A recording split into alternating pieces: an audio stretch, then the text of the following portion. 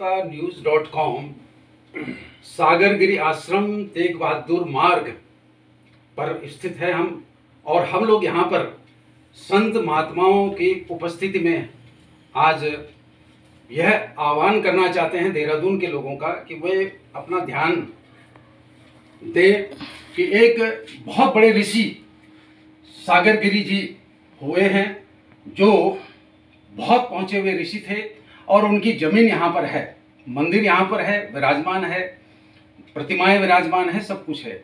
लेकिन इस पावन जमीन को, सागरगिरी आश्रम की इस पावन जमीन को कुछ लोग जबरन हड़पना चाहते हैं। लेकिन कुछ महात्मा लोग, प्रतिष्ठित महात्मा लोग आज हमारे साथ विराजमान हैं, जो कि अपना दृढ़ निश्चय प्रकट करने जा रहे हैं कि इस जमीन को गलत हाथों में नहीं जाने दिया जाएगा। यह जमीन सागरगिरी आश्रम ट्रस्ट के हाथ में ही रहेगी। ट्रस्ट जो भी जेन्युइन ट्रस्ट है, या अगर ये ट्रस्ट जो है ट्रस्ट के लायक काम नहीं कर रहा है, विश्वास के लायक काम नहीं कर रहा है, विश्वासघात करना चाहता है, तो सागरगिरी आश्रम जो कि था सागरगिरी महाराज के नाम पर था, तो सागरगिरी महाराज की इच्छा भी यही थी अंतिम कि इस जमीन को पावन मंदिर के कार्य में ही लाया जाए, धर्म कार्य में ही लाया जाए, धर्म से विमुख ना होने दिया जाए। तो इसी कोशिश में हम लोग हैं। तो मैं महात्मा जी से प्रार्थना करता हूं कि वे अपना दृढ़ निश्चय व्यक्त कर हमें भी प्रोत्साहित करें, ताकि क्षेत्र के लोग एकजुट हो सकें और ऐसे लोग जो इस जमीन को हड़पना चाहते हैं उनके खिलाफ लामबंद हो सकें। तो मैं महात्मा जी से प्रार्थना करता हूं, वे जो भी कहना चाहते हैं कृपया वे कहें। हरिओम। सागरगिरी जी महाराज की ये तपोस्थली है 45 के तेग बहादुर रोड। सागरगिरी जी महाराज जूनाखाड़ा से, गिरी परिवार से, तेरामढ़ी और जगरामा परिवार से थे। उन्होंने बैठकर अपार तप किया और उस तप के फलभूत ये जो जमीन है उन्हें दान में मिली। उसके बाद यहाँ चूड़ामणि गिरी जी महाराज आए, उन्होंने भी अपार तप किया। बड़े उच्च कोटि के संत थे, ऋषिकेश भी रहते थे और यहाँ भी रहते थे, उन्होंने भी तप किया। कहने का क्या भाव कि ये संतों की तपस्थली है, देवालय है, एक आश्रम है जिसको सागरगिरी आश्रम के नाम से जाना जाता रहा है। मैं 2004 से बराबर इस आश्रम से जुड़ा हूँ, आता जाता रहा हूँ। मेरे साथ कांता प्रसाद जी हैं जिन्होंने चूड़ामणि जी से मेरा मिलाप भी कराया, वार्ता भी कराई। मैं कई बार यहाँ आता जाता रहा। सबसे पहले सुंदरकांड पाठ करने गुच्छुक पानी से मैं इस तपस्थली पर आया।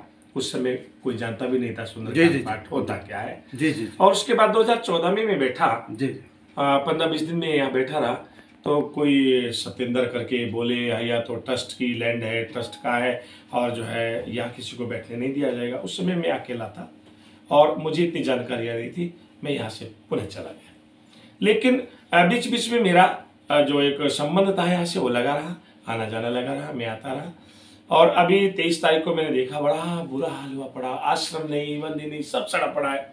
मुझे बड़ा दुख हुआ और आकर के हमने वहाँ साफ सफाई की और वहाँ बैठे। गणेश चतुर्थी के दिन से हमने इसकी शुरुआत की है। ऐसा मुझे आशीर्वाद दिया है कि आप इसको संभालो, इसकी सेवा में आ जाओ। और मैं अपने आश्रम से चलकर यहाँ आया और सेवा देने लगा। पूजा और पाठ जो हमारी चल रही है बराबर, उसमें कुछ लोग आ गए।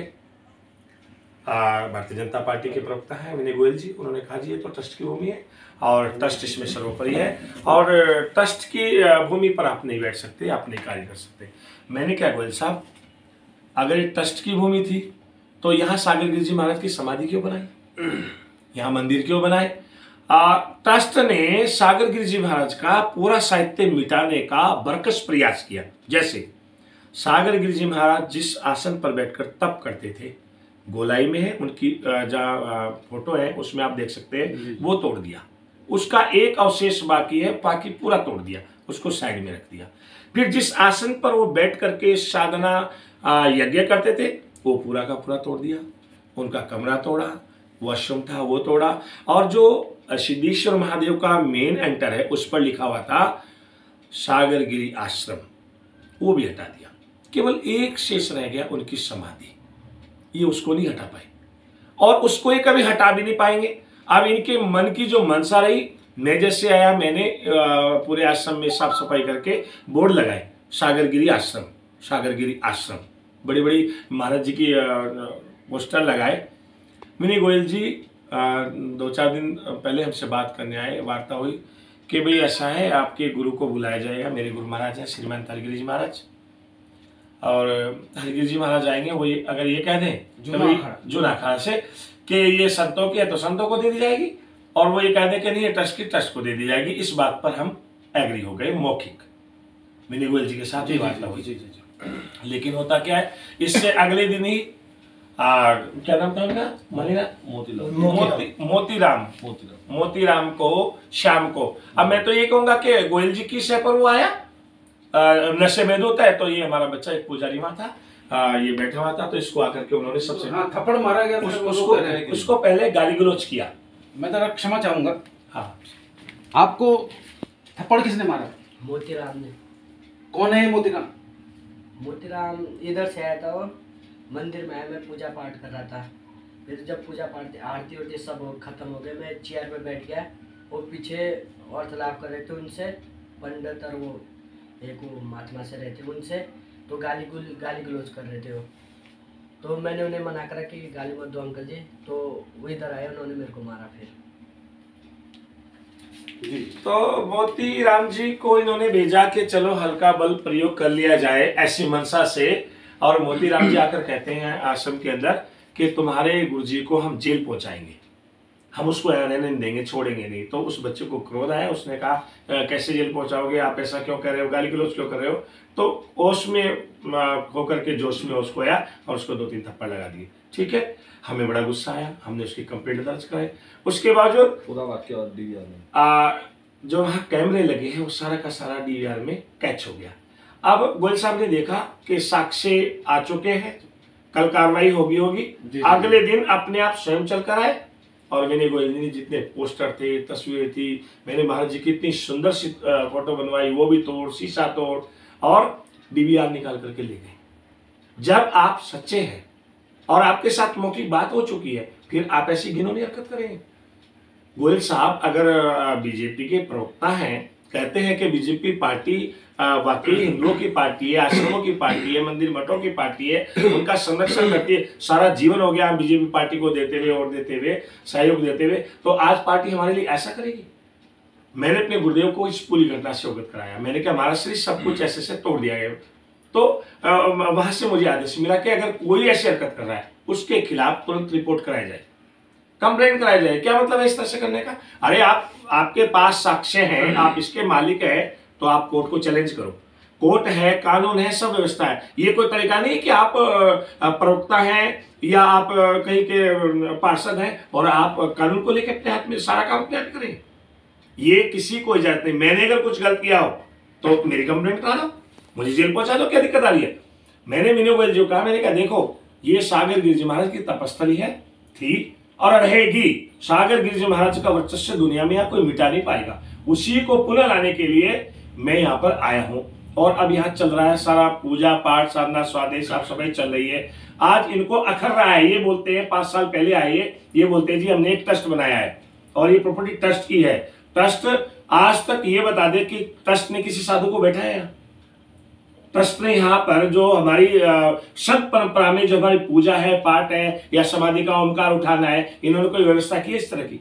या कहीं सागर गिरिजी महाराज का, चूड़ामणि गिरिजी महाराज का कहीं इन्होंने एक पोस्टर, बैनर या कोई इन्होंने साहित्य लगाया है? सब कुछ मिटाने का प्रयास किया है। और आज तक मैं स्थानीय लोगों से भी मिल रहा हूँ, यहाँ जितना ये मंदिर के इस आश्रम के आसपास सागर गिरिजी महाराज का परिवार है, उनके शिष्य है, दीक्षित शिष्य है, सब ये कह रहे हैं कि आज तक किसी ट्रस्ट ने यहाँ एक ईंट नहीं लगाई, एक धूपबत्ती नहीं लाया, एक पूजा नहीं। और तो और उन लोगों का इतना गुस्सा है उनके प्रति, ट्रस्ट वालों के प्रति, कि अगर हमने महाराज श्री का निर्माण दिवस मनाया, भंडारा किया, तो उन्होंने रोड़ा अटकाया, ट्रस्ट वालों ने आकर रोड़ा अटकाया। हम विवश थे कि आखिर करें क्या, लेकिन अब लाइन मिल गई है। मैं आपके चैनल के माध्यम से चाहे विनय गोयल जी हैं, चाहे कोई भी इस तरह की घटना कर रहा है, मैं उन सबको कह देना चाहता हूं कि ये मनसा नहीं चलेगी, ये गुंडागर्दी नहीं चलेगी, बिल्कुल नहीं चलेगी। इसके लिए हम मर जाएंगे, मिट जाएंगे। हम मर गए तो अपने धर्म को वाकई हम अपने धर्म को परवान हो जाएंगे। हमें खुशी होगी कि हम अपने धर्म कार्य करते हुए मर गए, लेकिन इस नीचता के साथ, देवालों के साथ, मंदिरों के साथ, आश्रमों की प्रॉपर्टियों के साथ ऐसा नहीं होने देंगे, बिल्कुल नहीं होने देंगे। क्षमा गुरु जी, जरा आप उनके बहुत पुराने शिष्यों में से एक हैं, आप क्या कहना चाहेंगे? नहीं, आपको तो कहना चाहिए। क्या बताऊं, यही तो बताऊं। आप कहानी बताइए जो हो रहा है, जो गलत हो रहा है, उस पर अपने अपनी बात रखिए। जो भी हो रहा है आपको लगता है गलत, जैसा हम लोगों को लगता है गलत हो रहा है, आपको भी लग रहा होगा। जो कुछ भी हो रहा है ये अच्छा हो रहा है कि महाराज जी की इच्छा थी कि यहाँ पर कोई साधु महात्मा ही आए, तपस्या करे जी संभाले। आज तक कोई साधु महात्मा यहाँ पर आया नहीं, ये मैं नहीं बैठाया इनको, इनको कहा है कि भाई तो आप बैठिए।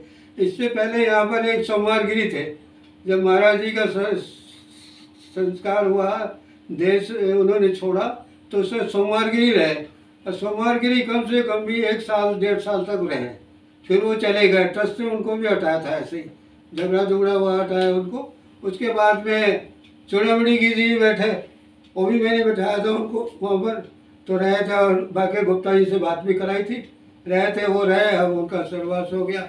बस यही है, बाकी ये साधु के हाथ में रहे जमीन, और साधु ही संभाले इसको। ये थे कांता प्रसाद जी, सागरगिरी महाराज जी के बहुत पुराने शिष्य, पहले शिष्यों में से एक। अब एक और हैं पास में रहने वाले राजेंद्र जी, वे भी अपने प्रतिक्रिया देना चाहते हैं। जी, मैं राजेंद्र कुमार, मैं सागरगिरी महाराज का शिष्य हूँ, और मैं बचपन से ही इस आश्रम से संबद्ध हूँ, क्या कहते हैं।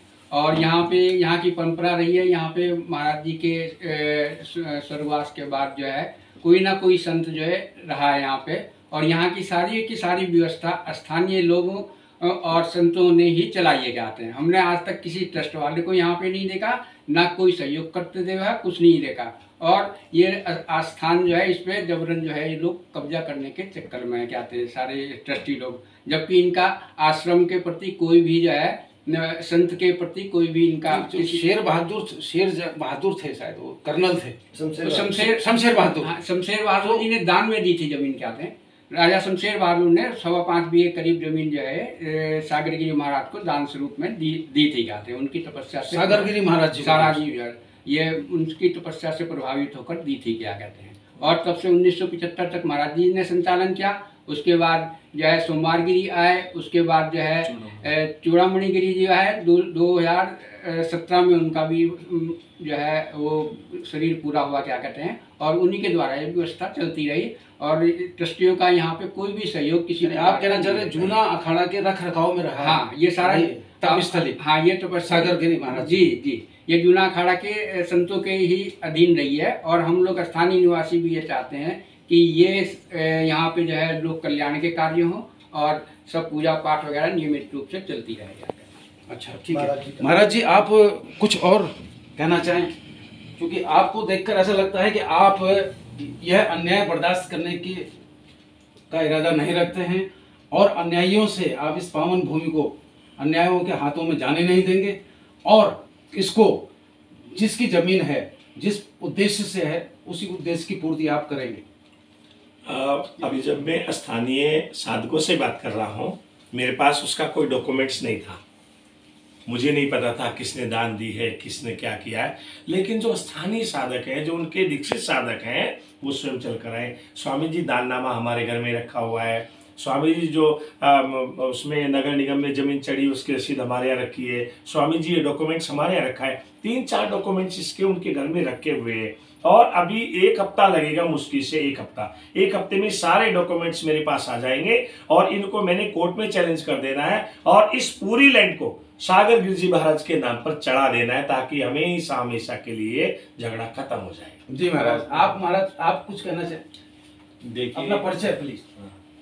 मैं शिवम बाबा, जो काफी पहले से हम लोग इस आश्रम से जुड़े हुए हैं, और चूंकि राजेंद्र जी बहुत अच्छे से जानते हैं जी कि जब चूड़ामणि गिरी जी महाराज थे तो हम उनके विचारों से बहुत प्रभावित थे।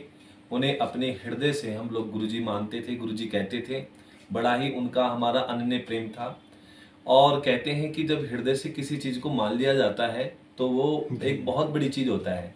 तो जब गुरु स्थान की ऐसी दशा हमने देखी तो हमारा एक प्रयास है कि हम गुरु स्थान को सुरक्षित करें और इसका संरक्षण करें। क्योंकि अभी जो घटनाएं घटी हैं राजनीतिक व्यक्तियों के द्वारा पुलिस में कंप्लेंट की गई है, लेकिन अभी तक पुलिस ने भी उनके ऊपर कोई एक्शन नहीं किया है और ना किसी की गिरफ्तारी हो पाई है, ना कुछ ऐसी बातें आई हैं। और लेकिन एक बात जरूर आई है कि इस मैटर में हम बैठ करके समझौता कर लें, लेकिन हम लोग इसमें समझौता करने वाले नहीं हैं, कदाचित नहीं है। जो हमारे प्रति अन्याय कर रहे हैं उनका जवाब उसी भाषा में उनको दिया जाएगा और हर हाल में दिया जाएगा। हम ना उनसे डरने वाले हैं, ना हम लोग पीछे हटने वाले हैं। कोर्ट में जाना है कोर्ट में जाएंगे, सिविल में जाएंगे, क्रिमिनल में जाएंगे, हर क्षेत्र में जाकर के उनको हम हर हाल में उनको जवाब देंगे। और लास्ट में हमारा यही उद्देश्य है कि जो भूमि है वह हमारे गुरु महाराज सागर गिरी की है और सागर गिरी जी के नाम ये भूमि दर्ज हो और इसका संरक्षण हो, विश्व पटल पर इसकी पहचान हो, यही हमारा उद्देश्य है। धन्यवाद। तो आपने देखा ये धर्म युद्ध है और इस धर्म युद्ध में अधर्म हारेगा, धर्म जीतेगा। मैं देहरादून के प्रशासन, देहरादून के संबंधित शासन से यही अपेक्षा करूंगा कि वो ऐसे दुष्टों का साथ जाने अनजाने कदापि न दे, क्योंकि उनकी भी हार होगी अगर वो ऐसा करेंगे। किसी भी दबाव में सत्ता आती जाती रहती है, सत्ता किसी के पिताजी की बपौती नहीं होती है, धर्म सर्वोपरि है और धर्म ही जीतेगा और धर्म की ही विजय होगी। यहाँ विराजमान महात्मा हम सबको यही आशीर्वाद दे रहे हैं, यही आशा का संचार कर रहे हैं कि यह पावन भूमि सागर गिरी महाराज की तपस्थली सम्मान के लायक है और ये पूज्य स्थली पूज्य ही रहेगी, अपूज्य हाथों में यह जाने नहीं दी जाएगी। धन्यवाद।